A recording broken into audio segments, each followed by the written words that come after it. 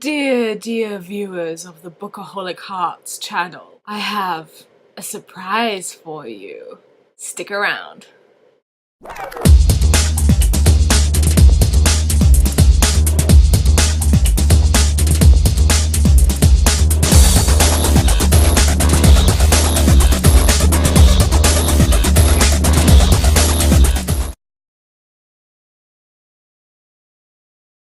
Well, first of all, thank you for coming on the channel. Well, thank you for having me. We've obviously been dissecting your book for the better part of 3 weeks now. Very detailed, and there's about how many? 1, 2, 3, 4, 5 of us. I know, it's amazing. It's completely surreal to be watching it. Yeah. Have you been keeping up with the reviews? I have been keeping up with the reviews. I've kind of white-knuckled, pressing play and seeing what everybody has to say, but it's been great. Good. It's rare that all of us like the same book, so good job. Well, thank you.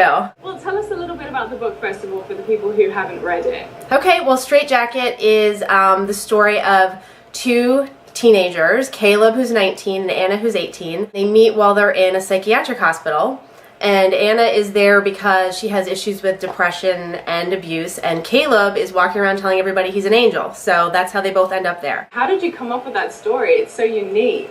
It's funny. I kind of came up with the setting first. I really thought it would be fascinating to set a story in a mental institution. I've always been fascinated and terrified of them at the same time, so I was like, what better idea than to base a story in there. So I came up with the setting first, and then everything just kind of came from there. I wanted to do a romance, and I just set the romance in there, and then things just kind of rolled. Well, it's brilliantly set. I said in one of my reviews that it felt like a very self-contained world, and it's hard to pull off, and it really works. So I'm glad that you did that. Well, thanks. So I can see now why. It's because you started with the setting. Yeah, I did. I kind of even felt like the setting was its own character. So, and I did tons of research to try to figure out what those places were like. That's fantastic. How long did it take you to write the whole thing from start to finish? It took me 5 months. It was my first book, and I had always wanted to write a book, and I was kind of scared to do it because you have this dream and you don't want to fail at it. So for a lot of years I didn't do any writing, and I made the excuse, I don't have time and there's never a good time. And then finally at some point I just decided, it's now or never.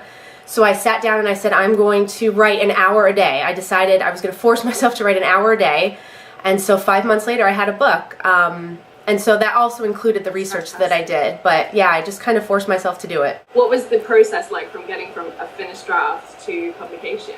Oh, well, it was a very long process actually. So I finished the draft, I edited, I had beta readers, I wanted to do traditional publishing, so I sent it out to agents, lots of agents. I was fortunate enough to get an agent, and she worked with me again to revise it another couple times. She sent out the book to editors, and all of them passed. So I didn't have a publisher and editor, so I just figured, it's my first book. A lot of people don't get their first book published, so I'm just gonna move on to bigger and better things. So I started working on another book, and then a year later I got an email from my agent who told me that one of the women who was an intern at the time who had read my book was now an editor somewhere else and wanted to know if the book was still available. So it was, I really didn't think it would ever be published, and then it went from 0 to 80 in just a matter of weeks, and it came to fruition. So it was great. It was a nice surprise. That is amazing. And it's so, as you said, it's so rare to get the first book published. Yeah. Utopia Press YA. I hadn't actually heard of it before this book came out. Was it this intern then that introduced you to the publishing world through this publishing house? Yeah, actually. Sort of a smaller press. Yeah, it's a smaller press. They're a few years old. They do a lot of romances. They're trying to expand their young adult. They put every book out as an ebook first, and now they're also putting it out in paperback as well. So they're growing. They're getting a lot of authors and a lot of books out there. Well, I'm hoping we can generate a lot of interest in the paperback. Well, thanks. Me too. Because it really is such a fantastic book, and the characters felt so real. Did you have personal experience in terms of Anna? Is she a bit like you? I think there are parts of me in all the characters. I mean, I think these themes, like everybody knows what it feels like to be a teenager and feel powerless or feel frustrated and things like that. I've never, it was a little harder with the mental issues because I don't have experience with that, and so I really needed to figure out that stuff. And I mean, I've actually never been in a psychiatric hospital. I actually called a local one and asked if I could go visit, and they said no. So the only way that yeah, they didn't want me there. So the only way I could figure out that part of it was I did tons of research online. I mean, I looked at tons of photographs for these websites for these hospitals, and there's tons of forums out there, people talking about what it's like to be in a catatonic state, what it's like to eat in a dining hall in there. And I was actually able to interview a psychiatrist who answered all of my questions about this stuff. So in terms of the overall, feelings, I mean, they come from me. Everybody knows what it feels like, to be sad or devastated or whatever, but the specific things I needed to figure out for myself. How about the angel aspects? I mean, Caleb's experiences feel very visceral and very real. What was it that made you decide that he would be from heaven, number one, and number two, that there would be this ambiguity about whether it's real or if it isn't, if it's in his head? No, that's a good question. I don't know. It just kind of, sometimes things just pop into my head. Like, of course, when you write a book, you have to think about things and really, sometimes it's difficult, but sometimes things just pop into my head. And one day I was just driving around and I was like, what if he just thinks he's an angel? It just kind of occurred to me. So there's not really anything deep about it. It just kind of popped into my head, and that's what I went with. And no deeper meaning for that. It's funny because obviously there are a lot of angel books out there, and when we were first introduced to the book, I thought, oh, okay, it's another angel right. book. But it's so different. It really isn't just another angel book. It's so unique, and I want to get this across to the viewers. This is not just an angel book. It's a human book. It's about experience. It's about the romance, and it's a tragic book, but it's so real. Moving on to the writing side of things. Mm-hmm. Can you tell us what a typical writing day is like for you? I was thinking about that, and I felt, it would be so cool for me to say, when I'm sitting down to write a book, I retreat to this cabin on a mountain and just sit there for 5 months and write 10 hours a day, but that is so not what it's like at all. I mean, I have 2 kids, so I stay home with them, and I basically write when they're not around. So, once I've got them off to school, I'll sit down. If I'm in the middle of writing a book, I'll sit down and write for maybe 3 hours or so. Take a break. I can't really do more than that at a time. It's just too much. It's a little too intense. So, and then I'll run errands, I'll go to the grocery store, or, do what I need to do, write a little bit more. And then a lot of times I'm writing, I don't even have an office really. I just like sit in this chair that I'm sitting in right now with my laptop, and I do that.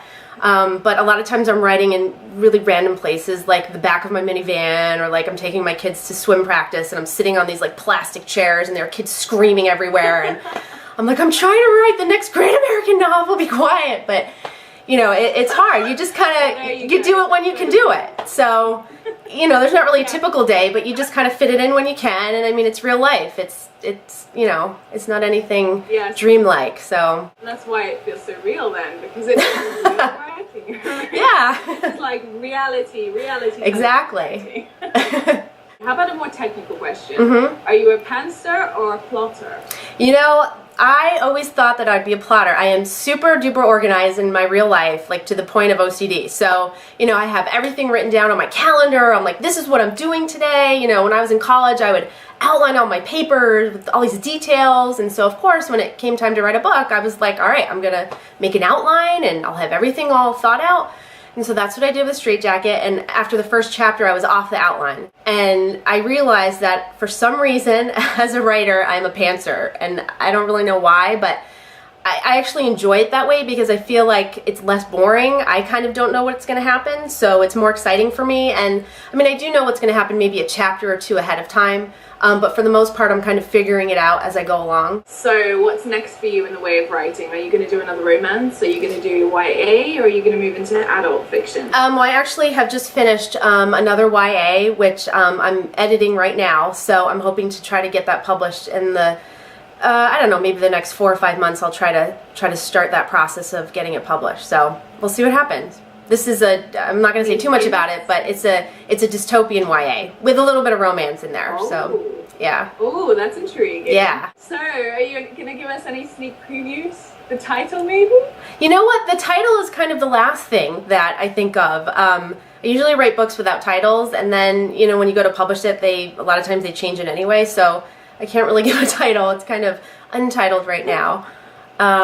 Was Straight Jacket untitled before it was published? Actually, Straight Jacket did have a title, and I loved it, but I couldn't use it because it was the lyric in a song. The original title was The Boy with the Broken Halo, which is a line from a Black Keys song. And it was perfect. It was so perfect, but with copyright, we couldn't do it. So I had a few agonizing days of trying to go through the manuscript and think of another title. And in the end, my editor suggested it for me. So Because I think it reflects the straitjacket that, you know, the situation they're in, representing the mental hospital, but also the straitjacket of their mind. Yeah, the absolutely. I thought it was perfect. I love the ambiguity in the novel. That's one thing that really caught my interest about it. So I think straitjacket's perfect. Great. Well, yeah, I was happy with it too. My editor did a great job, so yeah. Well, bit of fun now. Any author, living or dead, you can have dinner with them for one whole evening. Who do you pick? Well, maybe this isn't the most exciting answer, but John Steinbeck. I am obsessed with John Steinbeck. When I was writing Straitjacket, I read, I think, 4 or 5 of his novels, and I have one with me. I don't want to, like, make out with it, but I appreciate you doing that with my book. But I was reading, there was this part in the introduction, and I'm kind of a nerd like that. I read introduction and criticism and stuff, like, for fun. So there was this part in the introduction where it was part of his journal, and he said, he wrote in his journal, "I'm assailed with my own ignorance and inability. No one else knows my lack of ability the way I do, and I am pushing against it all the time." And that was just amazing to me. Like, John Steinbeck thought that he was a horrible writer. Like, he thought he sucked. Like, which was amazing to me because I think he's brilliant. And I would love to have dinner with him and be like, what is up with that? So that would be my pick. I think all writers have that moment of, oh, definitely. This sucks. I suck. Definitely. What am I doing this for? It's not normal if you don't have those moments, yeah. Do you have any advice for our aspiring authors? Because there are a lot of writers who watch the channel and they write to us asking for advice, and it'd be great to get advice from a published author. You know, I kind of think of myself as an aspiring writer. I think every writer's kind of aspiring because you're always aspiring to write a better book, you know, get a better audience, a bigger audience. And the problem with writing, it's very isolating, and there is tons of rejection involved, tons, and it's so easy just to give up. I mean, I know people who have written 8, 9 books before they've gotten them published, and they just keep pushing through it, and I mean, it takes years. You know, you hear these stories about, like Stephanie Meyer, who wrote Twilight in 5 months and got this huge agent and, you know, became a superstar, and, you know, that doesn't really happen at all. I mean, it happens for a very small percentage of writers, but for the most part, everybody just, you know, kind of trudges through it and works really hard. And so I know this is kind of advice that everybody gives, but just keep going. Like, it might take years, but I mean, if this is what you want to do, you just have to keep at it even when everybody's saying no to you. So it's really important to keep going. I agree with that advice wholeheartedly. There's a lot of rejection. Lots. But we keep doing it. I know. We're masochists. Glutton for punishment, I know. Why do you write then? What is it that motivates you to write? You know, that's a funny question because there have been so many, like, dark moments when I get rejections where I'm like, why am I doing this? I don't know why I'm doing this. For some reason, I keep doing it. I don't know why. I mean, I just really, there's just those times. I mean, sometimes when I'm writing, I don't even like when I'm writing, but there are just those times, you know, after you've finished and you read back what you wrote and you're like, wow. It's just like you get so much enjoyment out of it. And just that you can create something like that. And when you write a really good, I mean, a lot of it isn't very good, but, you know, when you finally, like, nail a sentence or nail, like, a chapter that you really wanted to, and that makes it all worth it, you know? And I've just always wanted to do it, and I just keep doing it. So it's just something that I like to do. There were days where I have to force myself to do it. I mean, it's so easy to be like, oh, I'm not feeling well, I don't want to do this today, and like one day becomes a week, becomes a month, and then you're just not writing anymore. So I think it's really important to, I'm not saying you have to do it every single day and make yourself, but to a point you kind of have to. And yeah, I think it is a lot of self-discipline and a lot of trying to not listen to all the rejection around you and just keep going and go back to remembering why you like doing it. I want to give a big thank you to Meredith for appearing on our channel. She is lovely. Didn't you like her? And we look forward to her next book. And now, a surprise! Meredith is giving away one signed copy of Straitjacket.